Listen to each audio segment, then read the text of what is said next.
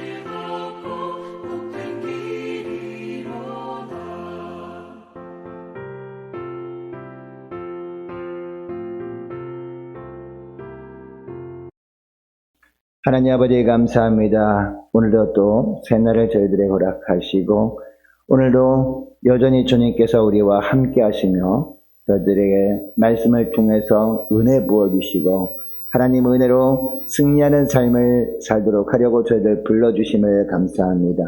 주님이 부르심에 순종함으로 나왔사오니 하나님 이 시간에도 예비하신 하늘의 언어로 가득하게 하여 주시어서 오늘 하루도 저희를 흔들리지 아니하고 주님이 이끄시는 길로만 순종하면 나감으로 말미암아 주님께서 저들을 위해서 예비하신 놀라운 승리의 축복을 누리며 살게 하여 주옵소서.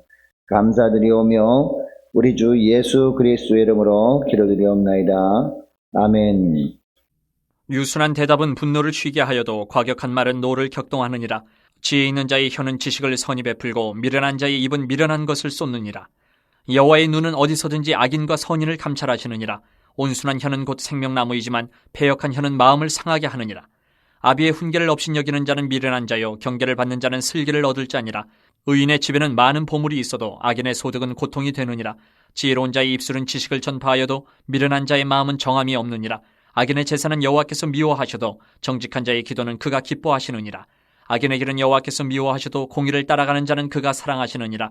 도를 배반하는 자는 엄한 징계를 받을 것이요 견칙을 싫어하는 자는 죽을 것이니라. 스올과 아바돈도 여호와의 앞에 드러나거든 하물며 사람의 마음이리요. 거만한 자는 견책받기를 좋아하지 아니하며 지혜 있는 자에게로 가지도 아니하느니라. 마음의 즐거움은 얼굴을 빛나게 하여도 마음의 근심은 심령을 상하게 하느니라. 명철한 자의 마음은 지식을 요구하고 미련한 자의 입은 미련한 것을 즐기느니라. 고난받는 자는 그날이 다 험악하나 마음이 즐거운 자는 항상 잔치하느니라. 가산이 적어도 여호와를 경외하는 것이 크게 부하고 번뇌하는 것보다 나으니라. 채소를 먹으며 서로 사랑하는 것이 살찐 소를 먹으며 서로 미워하는 것보다 나으니라. 분을 쉽게 내는 자는 다툼을 일으켜도 노하기를 더디하는 자는 시비를 그치게 하느니라. 말은 곧 그 사람의 품격이다라는 말이 있습니다. 무슨 얘기냐? 그 사람이 어떤 말을 하며 살고 있는지를 가만히 보면 그 사람이 어떤 인격의 사람이구나라는 것을 알게 된다는 것이죠. 자, 오늘날 그래서 이 말에 대한 중요성을 모르는 사람은 아마 없을 겁니다. 다 잘 압니다. 그런데 이상한 것은 이 말을 잘 다루는 사람도 그렇게 흔치 않다라는 겁니다. 여러분, 그리스도인들이 어떤 사람들입니까? 삶 가운데 말과 행동으로 예수님의 형상을 드러내 보이며 사는 사람들이 바로 그리스도인들입니다. 이것을 이 성경에서는 어떻게 표현합니까? 그리스도의 향기를 바라며 사는 것이다 라고 표현을 합니다. 그러면 우리가 평소에 어떤 말을 하며 살 때 우리가 삶 가운데 예수님의 모습을 나타내며 살 수 있는가? 이것에 대해서 오늘 말씀하고 있습니다. 그 비결이 뭐냐? 어떤 상황에서도 늘 부드러운 말만 하며 살아가는 것이다 라고 하고 있습니다. 1절 말씀 보시기 바랍니다. 유순한 대답은 라고 합니다. 여러분, 여기 유순한 대답은 어떤 상황입니까? 모든 환경 속에서 부드러운 말을 하며 사는 사람을 말하는 것이죠. 유순한 대답은 분노를 쉬게 하여도 과격한 말은 노를 격동하느니라 라고 하고 있습니다. 그리고 2절 말씀에 보니까 지혜 있는 자의 혀는 이제 부드러운 말을 하며 사는 사람의 혀를 말하는 것이죠. 지혜 있는 자의 혀는 지식을 선히 베풀고 미련한 자의 입은 미련한 것을 쏟느니라 라고 하고 있습니다. 여러분, 여기 지식을 선히 베풀고 라고 하는 것은 무슨 이야기입니까? 상대방의 입장에서 상대방의 유익을 위해서 애쓴다라는 겁니다. 자, 그러나 미련한 것을 쏟느니라 라고 하는 것은 내 입장만 자꾸 이렇게 관철시키려고 하는 걸 말합니다. 여러분, 2절 말씀을 공동번역 성경으로 보니까 이렇게 되어 있어요. 슬기로운 사람의 혀는 바른 인생길을 깨우쳐주지만 미련한 사람의 입은 어리석은 소리를 뱉는다 라고 되어 있습니다. 여러분, 살다 보면 오해 때문에 속상할 때가 있지 않겠습니까? 이때 오해를 풀어보려고 만나서 대화를 시도합니다. 대화를 시도하는데 계속해서 오해를 풀지 않으면 어떻게 됩니까?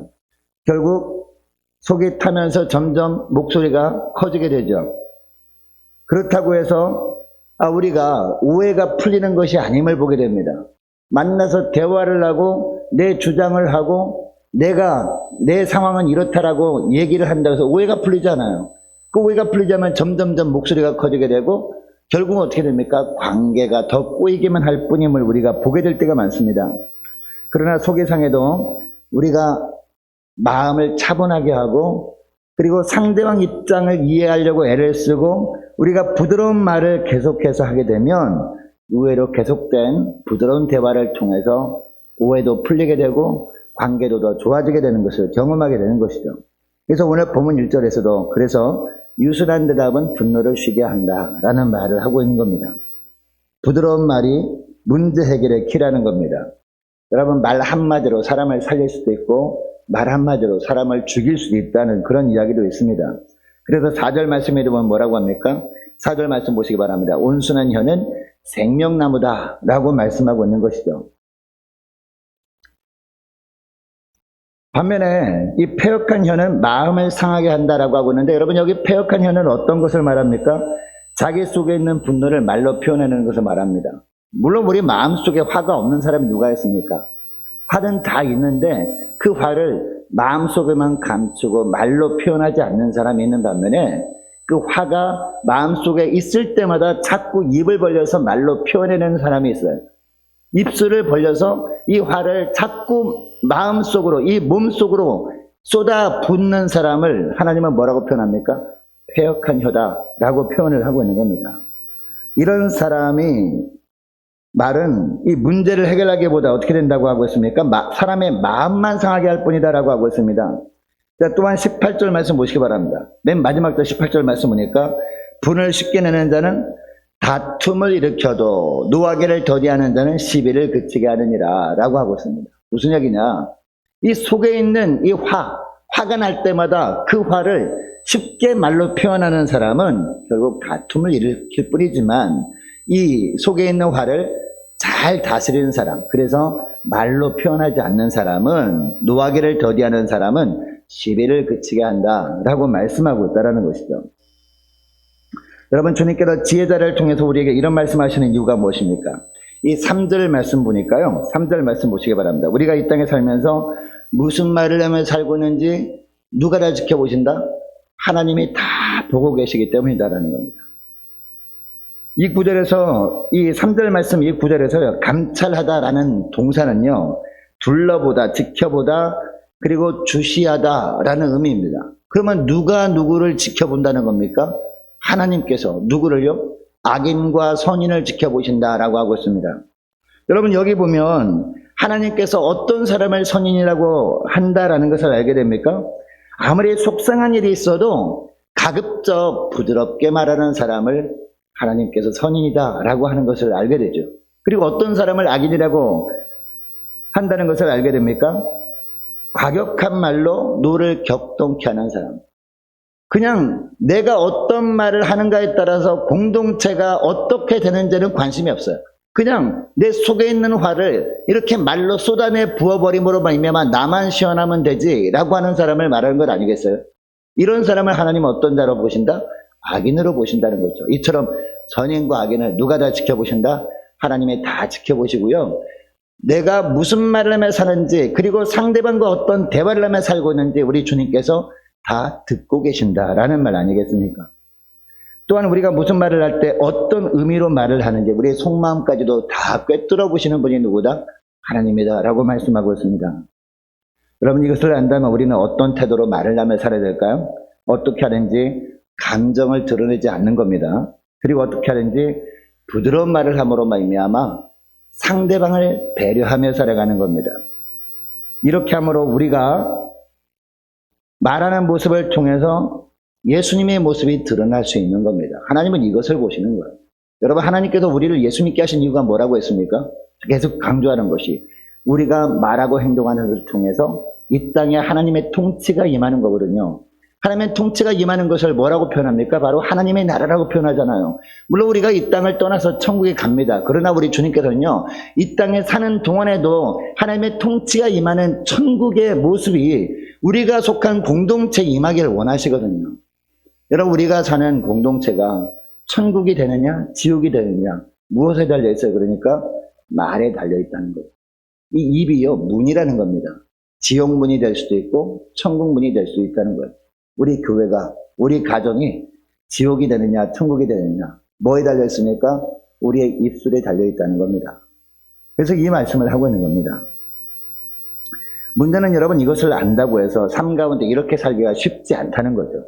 그래서 5절에 보니까 뭐라고 합니까? 5절 말씀 보시기 바랍니다. 아비의 훈계를 없이 여기는 자는 미련한 자요, 경계를 받는 자는 슬기를 얻을 자니라 라고 하고 있습니다. 무슨 이야기냐? 하나님의 말씀으로 지도를 받으면서 그 말씀의 능력이 마음속에 충만하게 되어야 그 말씀의 능력에 사로잡혀서 우리가 입술을 잘 다루며 살게 된다. 우리가 문을 천국문으로 우리가 이용하게 되지 지옥문으로 이용하지 않게 된다는 겁니다. 우리가 어떻게 해야? 말씀으로 잘 훈련이 되어야. 그래서 우리 10년 가운데 말씀의 능력으로 충만케 되어야 그 말씀의 능력으로 우리가 날마다 말을 온화하게 날마다 함으로 말미암아 공동체를 천국으로 가꾸며 살게 된다. 이 말씀 아니겠습니까? 결국 어떤 상황에서도 부드러운 말을 함으로 이 환경을 더 악화시키지 않게 할 수 있다는 겁니다. 여러분 혹시 교회에서 지체들에게 쉽게 감정을 드러내는 말을 할 때가 있지 않습니까? 아니면 자신도 모르게 가정에서 이 배우자에게 또 자녀에게 쉽게 화를 내며 살 때가 있지 않습니까? 아니면 상대방을 분노하게 만드는 말이나 행동을 하고 있지 않습니까? 왜 그렇습니까? 그렇다면 이 말씀에 붙들려 있지 않기 때문이죠. 내 심령 가운데 말씀의 능력으로 충만하게 태움받지 못해 있기 때문에 그런 것이다 라는 것입니다. 그래서 아직도 내가 살아있기 때문에 이 말씀의 능력이 나를 확 붙들고 있지 않기 때문에 아직도 내가 살아있는 거예요. 내가 살아있기 때문에 내 감정이 이끄는 대로 행동하고 마는 것입니다. 여러분 이것을 기억하시고 어떤 환경 속에서도 무엇보다도 부드러운 말을 하며 살아갈 수 있는 저와 여러분 되시기를 축복합니다. 늘 말씀을 잘 배우는 거예요. 그리고 말씀의 능력이 내 삶 가운데 가득하게 함으로 말미암아 이 말씀의 능력에 사로잡혀서 이처럼 유순한 말을 함으로 우리가 속한 공동체를 천국으로 가꾸어 나가시는 저와 여러분 되시기를 주 이름으로 축복합니다. 자, 그러면 말과 행동에 있어서 부드러움을 유지할 수 있는 비결이 있을 거 아닙니까? 비결이 뭐냐? 우리가 말씀을 잘 훈련하고 싶다고 해서 그것도 마음대로 되는 거 아니거든요. 이렇게 할 수 있는 비결을 오늘 본문에서도 말씀하고 있어요. 8절 말씀에 보면 그 비결이 나오는데 그 비결이 뭐냐? 바로 기도라는 겁니다. 8절 말씀 함께 읽습니다. 8절 시작. 악인의 제사는 여호와께서 미워하셔도 정직한 자의 기도는 그가 기뻐하시느니라. 아멘. 여러분 이 구절에 나오는 악인의 제사는 무엇을 말할까요? 악인은요 자기만 생각하는 거잖아요. 하나님께서 나에게 무엇을 원하시는가? 내가 오늘 하루 어떤 삶을 살기를 주님이 원하시는가? 여기는 관심이 없어요. 어떻게 하든지 하나님께 나와 기도는 합니다. 그런데 내 욕심을 채우기 위해서 하나님을 이용하기 위해서 기도하는 자를 말하는 거예요. 단순히 그냥 내가 원하는 것을 이루기 위한 도구로 하나님을 사용하기 위해서 하나님께 기도하는 자를 바로 악인이라고 하고 그것을 악인의 제사라고 하고 있습니다. 여러분 이 악인의 제사는 여호와께서 하나님께서 어떻게 하신다? 미워하신다라는 겁니다. 자, 반면에 하반절 말씀 보니까 정직한 자의 기도는 그가 기뻐하시느니라. 여러분 이 정직한 자는 누구를 말합니까? 바로 의인이죠. 지혜자죠. 여러분 지혜로운 사람은 어떤 사람입니까? 하나님께서 나에게 원하시는 것이 무엇인지 잘 알 수 없어요. 나는 지혜가 없어서. 그래서 하나님께 기도하는 거예요. 하나님, 오늘 하루 제가 어떤 삶을 살기를 주님이 원하십니까? 라는 것을 알기 위해서 하나님께 기도하는 거죠. 그리고 그것을 알게 되면 어떻게 합니까? 알게 되면 그런 삶을 살도록 도와달라고 또 기도하는 겁니다. 저는 자꾸 흔들릴 수 있으니까 하나님, 주님께서 은혜를 주셔서 주님의 은혜로 순종하며 살게 해달라고 기도하는 자를 오늘 본문의 8절 하반절 보니까 정직한 자라고 하고 있습니다. 여러분 하나님께서요 이 악한 자, 악인의 제사를 미워하셔서 악인에게 어떻게 하시느냐? 10절 말씀 보면 이런 자를 돌을 배반한 자라고 합니다. 그리고 엄한 징계를 받을 것이라고 하고요. 그리고 견책을 싫어하는 자는 죽을 것이라고 합니다. 이 악인들이 경책을 싫어하잖아요. 뿐만 아니라 11절 말씀 보면 스올과 아비론도 여호와 앞에 드러나거든 하물며 사람의 마음이리요라고 합니다. 우리가 하나님께 나와서 기도는 하지 않느냐라고 할 수 있습니다. 이 악인들도. 그러나 그 사람의 그런 기도를 하는 동기까지 언제나 드러난다? 하나님 앞에 가면 전부 다 드러난다는 겁니다. 그러니까 이 악인의 삶을 살고 있다면 지금이라도 돌이키라는 겁니다. 그래서 기도할 때마다 하나님께도 오늘 나에게 원하시는 것이 무엇인가 이것을 알기 위해서 기도하라는 겁니다. 그리고 그것을 알았다면 그것을 아는 것으로 끝내버리지 말고 순종의 삶을 살 수 있도록 힘 달라고 지혜 달라고 또 기도하라는 겁니다. 바로 그런 말씀을 하는 것이죠. 자, 그리고 또한 13절 하반절 말씀을 보면요. 마음의 근심은 심령을 상하게 한다라고 하고 있습니다. 이게 무슨 얘기냐? 하나님께 기도하는 것을 내가 원하는 것을 이루는 방편으로 여기는 사람들은요. 결국 근심이 사라지지 않는다는 겁니다. 왜냐? 하나님께 기도해서 내가 원하는 것을 얻긴 했습니다. 그런데 그것을 얻었다고 해서 만족합니까? 만족하지 않는다는 거죠. 우리가 살다 보면 또 필요한 것이 또 생깁니다. 또 내가 원하는 것이 또 생깁니다. 그러다 보면 항상 불만족 가운데 살게 된다는 겁니다. 이것을 말씀하는 거죠. 결국 이 욕심 때문에 심령이 상하게 된다라고 하고 있고요. 반면에 정직한 자의 기도는 하나님께서 자신이 무엇을 원하는지 알기 위해서 하나님께 기도하는 것을 의미한다라고 말씀드렸죠. 이런 기도를 하나님이 기뻐하시는 겁니다. 그리고 이렇게 사는 자를 9절 하반절 말씀 보니까 공의를 따라가는 자다라고 알아주시고 이런 자를 하나님은 사랑하신다라고 하고 있습니다. 그리고 13절 말씀 보면 마음의 즐거움은 얼굴을 빛나게 한다. 근심 걱정이 없는 거예요. 늘 얼굴이 밝게 사는 거예요. 그리고 15절 하반절 보니까 마음이 즐거운 자는 항상 잔치하느라. 늘 기쁨 충만한 가운데 살아가게 된다라는 것이죠. 그리고 16절 17절 말씀도 보면 하나님께서 주신 것들에 대하여 자족하고 감사하며 살게 된다라는 것이 16절 17절 말씀이에요. 가산이 적어도 여호와를 경외하는 것이 크게 부하고 번뇌하는 것보다 나으니라. 채소를 먹으며 서로 사랑하는 것이 살진 소를 먹으며 서로 미워하는 것보다 나으니라. 어떻게 이렇게 자족하는 삶을 살 수 있습니까? 나보다 항상 남을 배려하며 사는 거죠. 그래서 말 한마디를 하더라도 유순한 말을 하며 살아가는 겁니다. 그렇게 하면요, 늘 천국의 삶을 사는 거죠. 우리가 세상적으로 볼 때 다른 사람들에게 풍성하게 있어 보이는 것이 없을 수 있습니다. 그러나 늘 감사하며 기뻐하며 즐거움 가운데 살아갈 수 있다. 이 말씀을 하는 겁니다.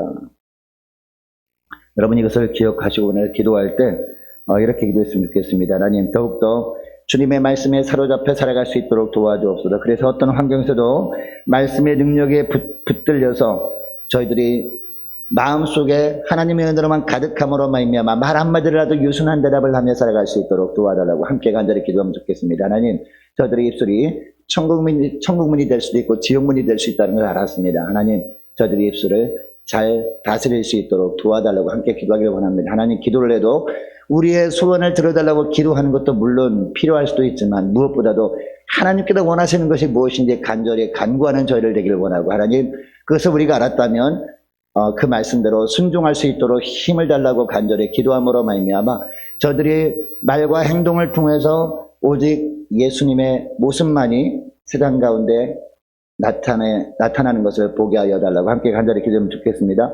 오늘 말씀을 기억하며 기도하기를 원하고 기도할 것은 오늘 금요일입니다. 금요 심야 기도회 위해서 함께 기도하기를 원하고요. 오는 주일 예배를 위해서 우리 함께 기도하기를 원하고 많은 환우들이 있습니다. 특별히 우리 김남영 권사님 어머니 이제 중환자실에 있는데 위해서 기도해 주시기 바랍니다. 고3 수험생들을 위해서 함께 기도하기를 원하고 취업을 앞둔 우리 자녀들이 앞날을 위해서 함께 기도하기를 원하고요. 우리 선교사님들과 나라 민족을 위해서 교회의 앞날을 위해서 저와 여러분이 가지고 나온 기도 제목들 놓고 우리 주여 3번 간절히 부르짖고 자유롭게 기도하시다가 돌아가시겠습니다.